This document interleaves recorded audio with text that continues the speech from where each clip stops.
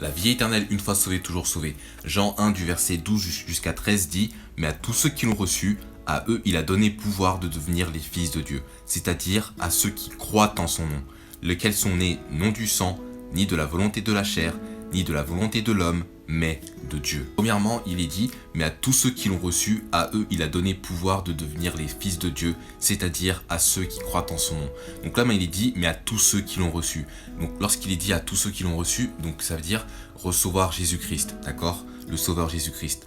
Et donc, il a donné le pouvoir de devenir les fils de Dieu, donc c'est-à-dire comment? À ceux qui croient en son nom. Donc une fois que vous recevez Jésus-Christ, donc une fois que vous croyez en lui, une fois que vous mettez toute votre foi en le Sauveur Jésus-Christ et non être le sauveur de soi-même, donc du fait qu'il a été mort à la croix pour tous vos péchés, enseveli et ressuscité, et que donc vous, une fois sauvé, et vous recevez la vie éternelle, c'est une vie qui est sans fin et donc qui ne s'arrête jamais. Et donc une fois sauvé, il est dit que vous devenez enfant de Dieu, vous devenez fils de Dieu.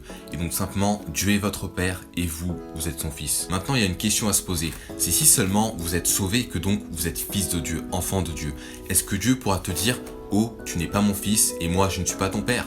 Non, ça serait un mensonge. Donc une fois sauvé, vous êtes toujours sauvé parce que maintenant vous êtes fils de Dieu, vous êtes enfant de Dieu. Non pas parce que vous avez fait de bonnes œuvres, non pas parce que vous êtes bon, non pas parce que vous êtes un bon chrétien, mais seulement parce que vous avez cru en le nom du Seigneur et Sauveur Jésus-Christ. Une fois sauvé, vous êtes sauvé pour l'éternité parce que maintenant vous êtes devenu enfant de Dieu pour l'éternité, puisque vous avez la vie éternelle. Et donc que Dieu est votre Père pour l'éternité aussi. Et donc tout simplement, c'est ainsi la même chose avec votre Père physique, d'accord? Est-ce que votre père physique qui vous a engendré avec votre mère et que donc vous êtes né, est-ce qu'il pourra vous dire tu n'es plus mon fils ou tu n'es plus ma fille? Non. Et est-ce que donc il pourra dire je ne suis plus ton père?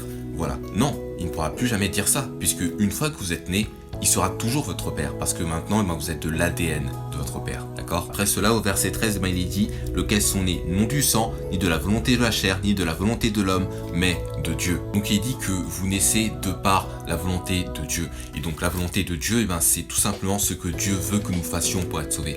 Et donc ce que Dieu veut que nous fassions pour être sauvés, c'est d'avoir confiance en son Fils Jésus-Christ, donc le Sauveur. Donc que tout le monde croit en Jésus-Christ et donc ait la connaissance de la vérité afin qu'il parvienne à la repentance, d'accord?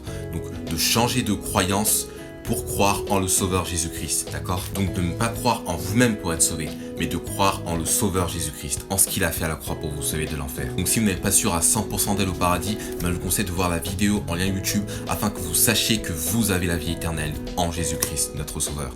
Que Dieu vous bénisse, bonne journée, Amen.